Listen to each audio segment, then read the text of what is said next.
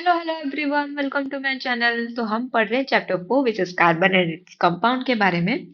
तो हमने अब तक कार्बन प्रॉपर्टी, उसका नोमेनक्लेचर, फंक्शनल ग्रुप क्या होता है, उस सब के बारे में हमने पढ़ा। तो अब बारी है chemical properties of carbon compound के बारे में। ठीक है, तो स्टार्ट करते हैं। होपफुली आप पिछले वीडियो देख चुके होंगे एंड अच्छे से नोट्स बना के उसको समझ गए होंगे। अगर कुछ डाउट्स है आप कमेंट सेक्शन में बता सकते हैं, तो मैं आपको क्लियर कर दूंगी।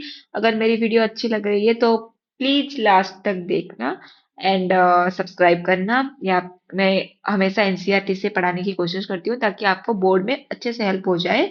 आपका जो बेस है वो क्लियर हो जाएगा। ठीक है, तो चलते हैं, स्टार्ट करते हैं chemical properties of carbon compound.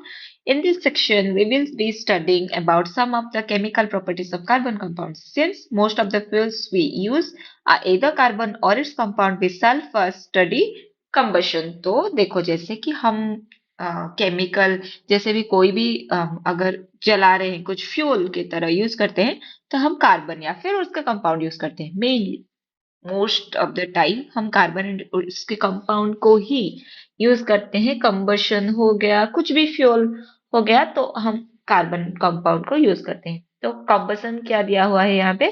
Combustion in all it's allotrope carbon in all its allotrope forms burn in oxygen to give carbon dioxide along with the release of heat and light. Most carbon compounds also release a large amount of heat and light on burning. These are oxidation reaction। मतलब combustion mainly आपको ये बोल रहा है कि oxygen की help से अगर कुछ जला रहे हैं हम, तो उसे हम combustion बोलेंगे। तो अगर कार्बन या फिर उसका allotrope कोई भी हो, ऑक्सीजन के साथ जब जल रहा है, वो क्या देगा आपको? Carbon dioxide, heat and light. ठीक है, ये आपको प्रोवाइड करेगा। ठीक है, यहाँ पे क्या हो रहा है? ऑक्सीडेशन। क्यों ऑक्सीडेशन हो रहा है? पहले चैप्टर में मैंने आपको बोला था कि अगर ऑक्सीजन मिल रहा है तो ऑक्सीडेशन होगा। ऑक्सीजन डिवाइड होता है तो मतलब ऑक्सीजन अलग हो रहा है, तो तब क्या होगा? आपका रिडक्शन होगा। तो यहाँ पे क्या हो रहा है? ऑक्सीडेशन हो रहा है मेनली, क्योंकि कार्बन तो अकेला था या फिर हाइड्रोजन के साथ था। तो क्या मिल रहा है उससे उससे ऑक्सीजन जाके उसके साथ मिलके बैठ रहा है, तो तब क्या हो रहा है? ऑक्सीडेशन हो रहा है। ठीक है, balance the latter to reactions like you learn in the first chapter. आपको बैलेंस करना है, मैंने आपको अच्छे से बता दिया है, तो बैलेंस करना। ठीक है, देखो, देन यहाँ पे क्या दिया हुआ है? एक्टिविटी 4.3। थोड़ा टीचर के हेल्प से करना ये सब। Take some carbon compounds like naphthalene, camphor, alcohol. आप घर में नैप्थलीन देखे होंगे, होगा ना? One by one on a spatula and burn them. आपको क्या करना है? ये सबको टीचर के प्रेजेंस में एक स्पैचुला में लेना है एंड इसको जला देना है। ठीक है, observe the nature of the flame and note whether smoke is produced. Place a metal plate above the flame. Is there a deposition on the plate in case of any of the compound?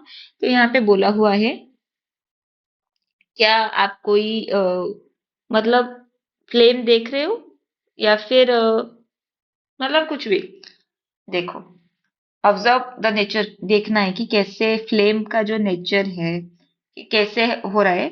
जब देखो, मैं बता रही हूँ, जो नाफ्थलीन and camphor वो होता है आपका अनसैचुरेटेड कार्बन कंपाउंड, एंड जो अल्कोहल है वो होता है आपका सैचुरेटेड कार्बन कंपाउंड। ठीक है, जब कैम्फर एंड नाफ्थलीन को आप जलाओगे तो वो थोड़ा येलो फ्लेम के साथ जलेगा एंड कुछ रेसिड्यू आप पाओगे, मतलब कुछ एश, कुछ रह जाए, सॉरी एश तो बोल दिया, कुछ रेसिड्यू रह जाएगा। ठीक है, जो नैप्थलीन एंड जो कैम्फर होगा वो होता है अनसैचुरेटेड कार्बन कंपाउंड। वो थोड़ा येलो फ्लेम के साथ आप मतलब जलेगा, बर्न विथ येलो फ्लेम। ठीक है, place a metal plate above the flame. Is there deposition on the plate in case of any of the compound? Yes. आप कौन से कंपाउंड के केस में आप डिपोजिशन देखेंगे? आप नाफ्थलीन एंड कैम्फर के केस में थोड़ा सा डिपोजिशन आप वहां पे देखेंगे। ठीक है, बट अल्कोहल किस फ्लेम के साथ मतलब वन होगा? वो होगा ब्लू ब्लू फ्लेम के साथ। जो नाफ्थलीन कैम्फर कौन से कलर के फ्लेम देगा? वो तो येलो। एंड जो अल्कोहल है वो कौन से कलर का फ्लेम देगा? वो है ब्लू। ठीक है, आप आगे जाके पढ़ोगे कि क्यों ब्लू होता है, क्यों येलो होता है। ठीक है, ये तो हो गया आपका एक्टिविटी 4.3। देन आ गया आपका activity 4.4। Light a Bunsen burner and adjust the air hole at the base to get sufficient type of flames or presence of smoke. When do you get a yellow sooty flame? जब yellow हम तभी पाएंगे जब air ठीक से नहीं जा रहा है, ठीक है। अगर सप्लाई ऑफ एयर मतलब ऑक्सीजन सप्लाई अगर कम रहा है मतलब सफिशियंट नहीं हो रहा है तो तब हम पाएंगे येलो सooty फ्लेम। अगर ब्लू फ्लेम हम तब पाएंगे जब मतलब ठीक ठाक ऑक्सीजन मिल रहा है, जितना चाहिए उतना सफिशिएंट अमाउंट ऑफ अगर ऑक्सीजन मिल रहा है तब क्या होगा, हमारा ब्लू फ्लेम आएगा। देखा होगा ना कभी कभी कि जब गैस हम यूज करते हैं जब कुकिंग में, तो तब भी अगर कभी कभी हम येलो फ्लेम देखेंगे, ठीक है। अगर वो जो होता है गैस का साफ कर देंगे, जहां से गैस निकलता है ना, ये जो थोड़ा थोड़ा कैसे कैसे बताऊं आपको कि जो स्पेसेस होते हैं वो गैस में, अगर उससे हम साफ कर देंगे तो ब्लू फ्लेम के साथ आप ब्लू फ्लेम में वो देख पाओगे ब्लू कलर के साथ। नहीं अगर मतलब गंदा हो गया है वहां पे कुछ रह गया है, तो क्या होता है मेनली ठीक से कुकिंग भी नहीं होता घर में। मेनली मम्मियां ऐसे करते हैं, पूछना कभी घर में तो बताएंगे कि अगर येलो कलर का फ्लेम आप देख रहे हैं तभी आपको पता चलेगा कि ये टाइम है उसे साफ कर देंगे, क्योंकि वहां पे ठीक से ऑक्सीजन नहीं जा रहा है एंड जो गैस है ठीक तरह से बर्न नहीं हो रहा है। Saturated hydrocarbon will give a clean flame while unsaturated carbon will compound will give a yellow flame with lots of black smokes.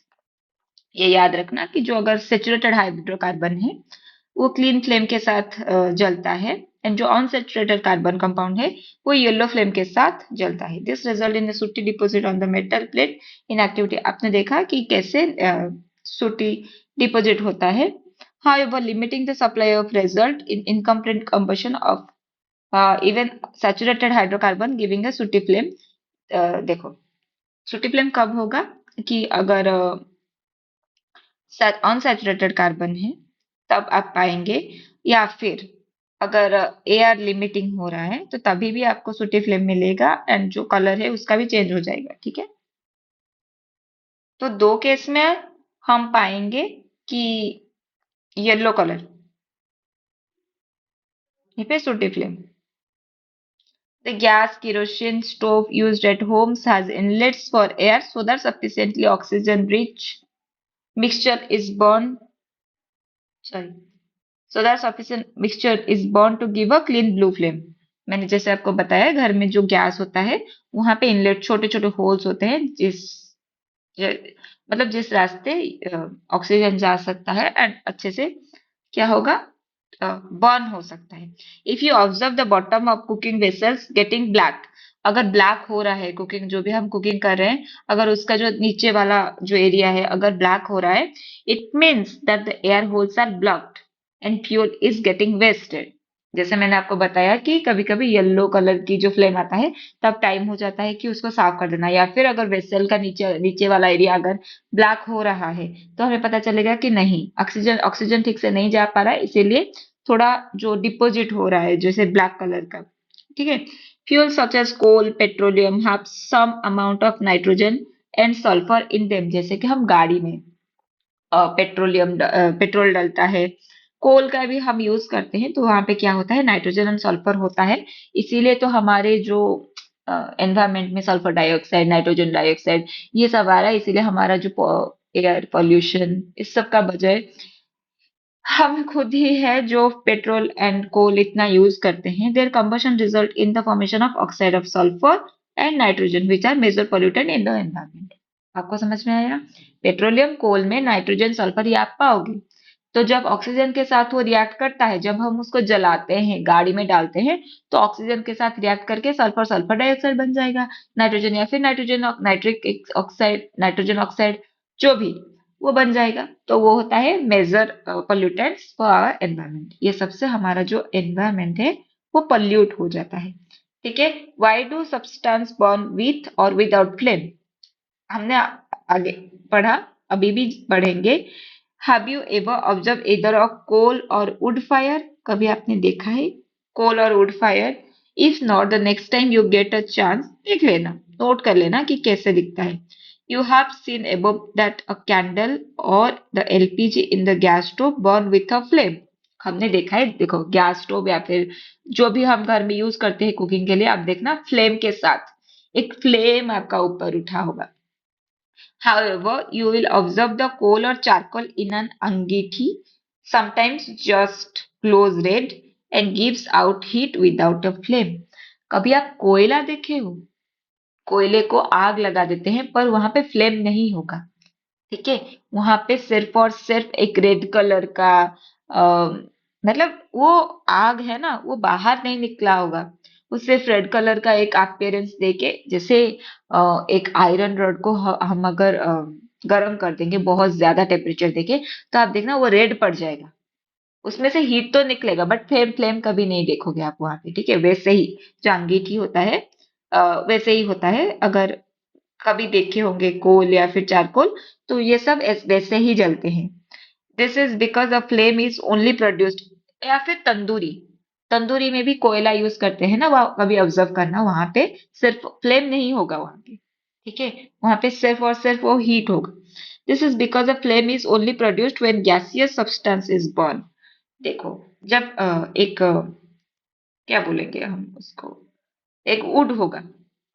ठीक है, एक वुड है, उसके बीच पोरस पोरस में जो होगा, इसके बीच में बहुत सारे, मतलब जैसे कि H2O भी होगा, कभी कभी कुछ गैसेस भी होंगे. जब वो हम आग लगाएंगे, वो सब क्या होगा, जो लिविंग सब्सटेंस उसके अंदर होगा, वो सब आग के साथ रिएक्ट करके वो सब बाहर निकलने की कोशिश करेंगे. तभी हम देखेंगे कि जो वो फ्लेम. ठीक है, बट वोलेटाइल सब्सटेंस को बाहर निकलने के लिए निकलेगा तो तब हम फ्लेम देखेंगे. बट जो कोल या फिर चारकोल के केस में कोई वोलेटाइल सब्सटेंस नहीं होगा, तो वो सिर्फ और सिर्फ जो आग लगने के बाद हमें हीट मिलेगा बट फ्लेम नहीं मिलेगा. आपको समझ में आ गया? होपफुली आपको समझ में आ गया होगा. फिर से बता देती हूँ. जब कुछ वोलेटाइल सब्सटेंस वुड के अंदर रह जाता है, तो तब क्या होता है, मतलब आग के साथ रिएक्ट करके वो वोलेटाइल सब्सटेंस बाहर निकलने की कोशिश करते हैं, तो तब हम फ्लेम देखते हैं. But in case of coal, वहां पे कोई वोलेटाइल सब्सटेंस नहीं होता है, तो इसीलिए सिर्फ और सिर्फ आग लगता है बट वहां पे फ्लेम नहीं होता. ठीक है, a luminous flame is seen when the atom of the gaseous substance are heated.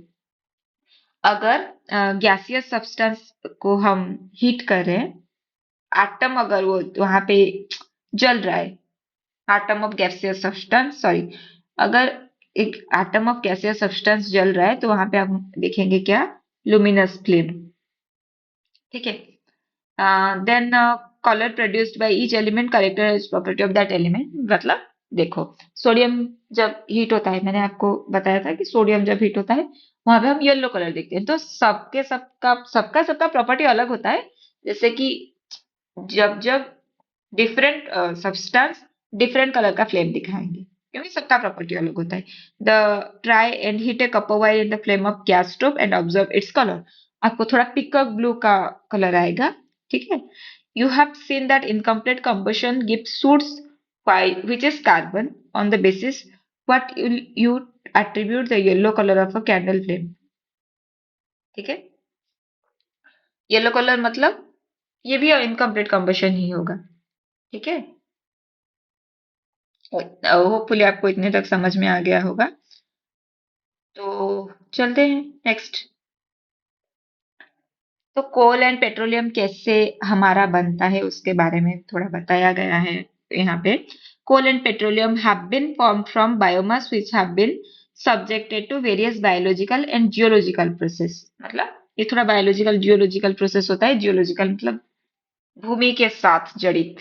ठीक है, coal is the remains of trees, ferns and other plant. जो कोल हम यूज कर रहे हैं वो रिमेनिंग है. जब देखो पास्ट में जब कोई अर्थक्वेक आया होगा या फिर सुनामी आया होगा, तब क्या होता है कि जो अर्थक्वेक में दब जाता है ना, जो भी परिवेश, जो भी घर बनाया हुआ होगा या फिर नीचे कुछ एरिया नीचे धस जाता है, दब जाता है, तो तब क्या होगा, उस एरिया में अगर कोई प्लांट है, फर्न है, देन ट्रीज है, तो वो सारे के सारे मिलियन मिलियन ईयर तक दब जाते हैं वो, एंड वो प्रेशर से क्या बन जाता है, कोयला बन जाता है. ठीक है, These were crushed into the earth, perhaps by earthquake or volcanic eruption. They were pressed down by the layer of earth and rock. They slowly decayed into coal. ठीक है, क्या क्या हमारा कोल में कन्वर्ट होता है? Tree, fern and other plants, ये सब हमारा क्या होगा कि कोल बन जाएगा। बट जो हमारा ऑयल, पेट्रोलियम, ये हम यूज करते हैं, वो कैसा बनता है? Oil and gas are the remain of millions of tiny plants and animals that lived in the sea. ठीक है, देखो जब ऑयल या फिर पेट्रोलियम निकलता है वो मेनली जो सी एरिया उसके नीचे से हम निकालते हैं ऑयल एंड पेट्रोलियम। तो oil and gases are the remains of million of tiny plants and animals that lived in the sea. जो जो जो समंदर के नीचे जो दब गया होगा वहां से हम ऑयल एंड पेट्रोलियम वहां से बन जाएगा। When they died, their bodies sank to the seabed and were covered by the silt। मतलब जो कीचड़ होता है, जो रिवर के नीचे वाला एरिया या फिर समंदर का जो नीचे वाला एरिया होता है ना, उसे हम सिल्ट बोलेंगे।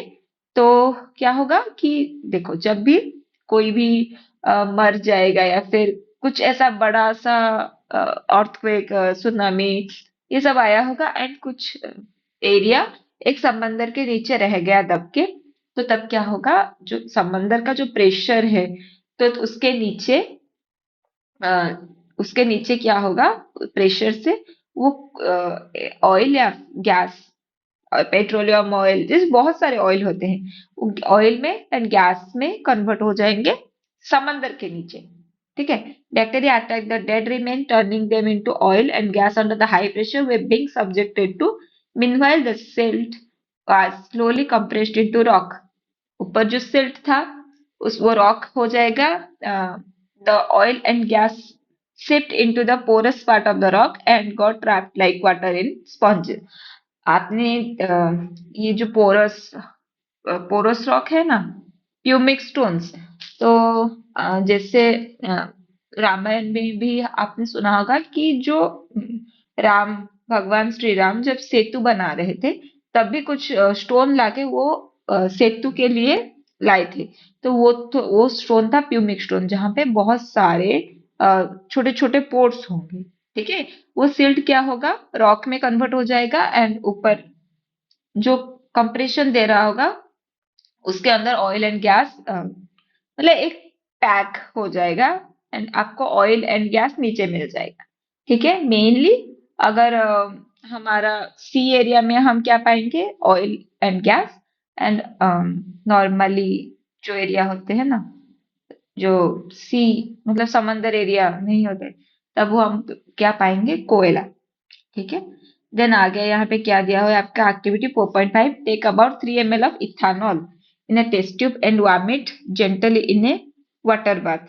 ठीक है, उसके बाद क्या करना है, does the color of potassium permanganate add 5% of solution of alkaline potassium permanganate drop by drop to the solution। क्या बोला है यहाँ पे कि इथानॉल लेना है हमें, इथानॉल लेना है, देन क्या करना है, 5% of alkaline potassium permanganate, alkaline potassium permanganate डालना है ड्रॉप बाय ड्रॉप सोल्यूशन। जब ethanol and alkaline potassium permanganate reaction करेंगे तो अल्कालाइन पोटेशियम परमंगनेट का जो पर्पल कलर का जो सॉरी पर्पल जो कलर होता है उसका, वो चेंज होने लगेगा। इन दोनों के बीच रिएक्शन से इसका कलर चेंज होने लगेगा। ठीक है, does the color of potassium permanganate persist when it is added initially? नहीं, क्योंकि वो अल्कोहल के साथ अगर रिएक्ट कर रहा है तो उसका कलर चेंज करवाएगा। ठीक है, what does the color of potassium permanganate not disappear when excess is added? excess मतलब अगर इसका अमाउंट हम ज्यादा ही बढ़ा देंगे। ठीक है, देखो इतना इथानॉल है एंड हम डालेंगे इतना अल्कालाइन पोटेशियम परमंगनेट, तो इतने से अल्कोहल के साथ, इथेनॉल के साथ तो इतनी अल्कालाइन पोटेशियम परमंगनेट ने रिएक्शन कर लिया, बट ये तो बच गया, इसका कलर क्यों चेंज होगा? जो रिएक्टिव पार्ट वो तो खत्म हो गया, इतना इतना मिलकर न्यूट्रलाइज हो गया, बट न्यूट्रलाइज नहीं हुआ, बट इसका जो कलर चेंज हो रहा है रिएक्शन के बाद, बट इतना तो बच गया, अल्कोहल तो नहीं है, तो किसके साथ रिएक्ट करके वो कलर चेंज करेगा, तो उसका कलर और चेंज नहीं होगा आफ्टर एक्सेस एडेड। ठीक है, you have learn about oxidation reaction. Yes, मैंने आपको बताया था ऑक्सीडेशन रिएक्शन के बारे में। Carbon compounds can be easily oxidised on combustion. In addition to this complete oxidation, we have reaction in which alcohol are converted to carboxylic acid. आपको मैंने oxidation का जो डेफिनेशन था क्या बोला था कि ऑक्सीजन का एडिशन को हम ऑक्सीडेशन बोलेंगे सिंपली। ठीक है, तो अल्कोहल, अल्कोहल का स्ट्रक्चर मतलब कुछ भी, कार्बन ले लिया हमने OH, but carboxylic acid C C double bond OH, यहाँ पे एक एक्स्ट्रा ऑक्सीजन आ रहा है, तो यहाँ पे ऑक्सीजन ऑक्सीडेशन हो रहा है। तो हम देखेंगे कैसे ये ऑक्सीडेशन कार्बन के केस में होता है। तो जैसे कि आप एक्टिविटी में देखें कि वहां पे क्या हो रहा था, जो इथानॉल था, इथानॉल के ऊपर क्या डाल रहे थे, अल्कालाइन पोटेशियम परमैंगनेट। ठीक है, तो उसको हीट कर रहे थे एंड उसका कलर चेंज हो रहा था, तो उससे क्या बन रहा है हमारा कार्बोक्सिलिक एसिड।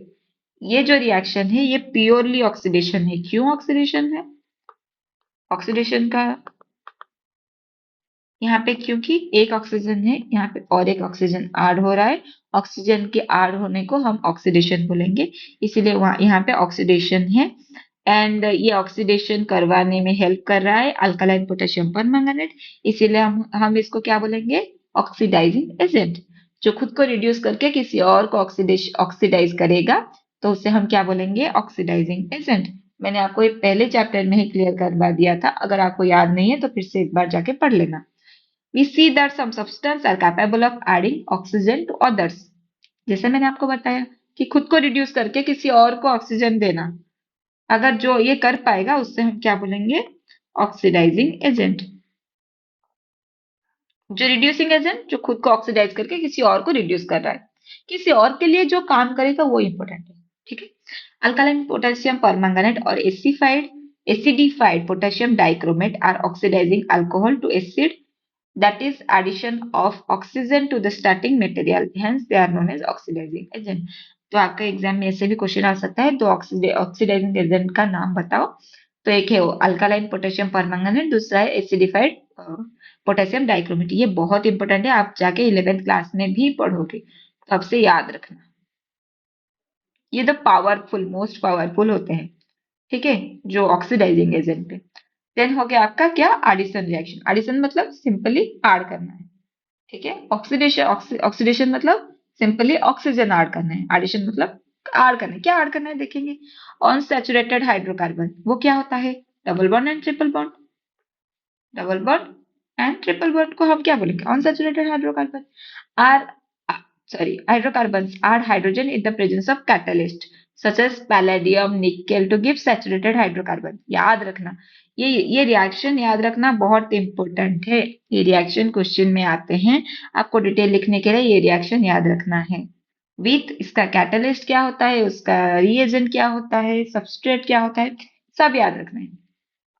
ठीक है, तो क्या हो गया यहाँ पे, किसके प्रेजेंस में, कैटलिस्ट कौन है यहाँ पे, पैलेडियम, निकेल। ठीक है, to give saturated hydrocarbon, unsaturated से सैचुरेटेड कन्वर्ट करने के लिए हमें क्या चाहिए, निकल कैटलिस्ट चाहिए। क्या ऐड करना है यहाँ पे, अनसैचुरेटेड से सैचुरेटेड लाने के लिए एक तो बॉन्ड तोड़ना है, दूसरा हाइड्रोजन ऐड करना है। ठीक है, इसीलिए हम क्या ऐड कर रहे हैं, hydrogen. Okay, catalysts are substances that cause a reaction to occur or proceed at a different rate without the reaction itself being affected। Catalyst का काम क्या होता है कि वो ना ही जो सब्सटेंस में कुछ चेंज लाएगा, ना ही प्रोडक्ट में कुछ चेंज लाएगा, वो सिर्फ क्या करेगा, जो काम हो रहा है 1x पे वो काम करेगा 5x पे।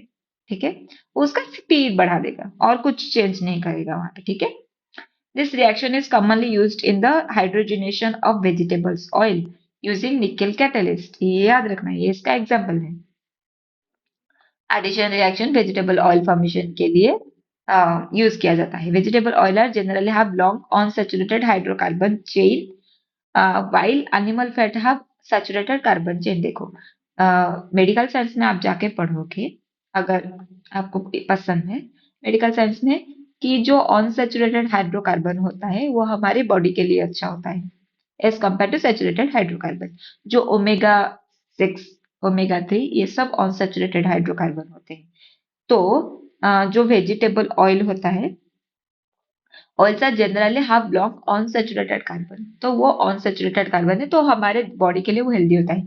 वाइल जो एनिमल फैट होते हैं वो सैचुरेटेड हाइड्रोकार्बन होते हैं, इतना हेल्दी नहीं होता है।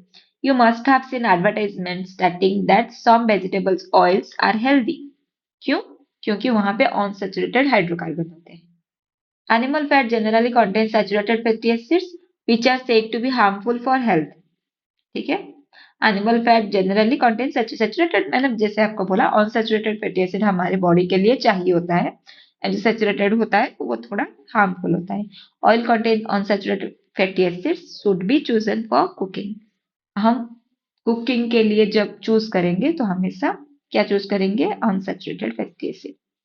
ठीक है, ये तो हो गया आपका क्या, oxidation reaction and addition reaction. अब बारी है सब्स्टिट्यूशन रिएक्शन। सब्स्टिट्यूट मतलब किसी को हटा के उसके जगह पे जाके बैठ जाना, वो होता है substitute. Saturated hydrocarbon are fairly unreactive, हमने पहले भी पढ़ा था कि वो ऑन रिएक्टिव होते हैं। एंड इनर्ट, इनर्ट मतलब किसी के साथ रिएक्ट नहीं करेंगे, वो अपनी जगह में खुश है। Inert in the presence of most of the reagent. However, in the presence of sunlight, chlorine is added to hydrocarbon in very fast reaction. Sunlight के presence में ये reaction हम करवा सकते हैं।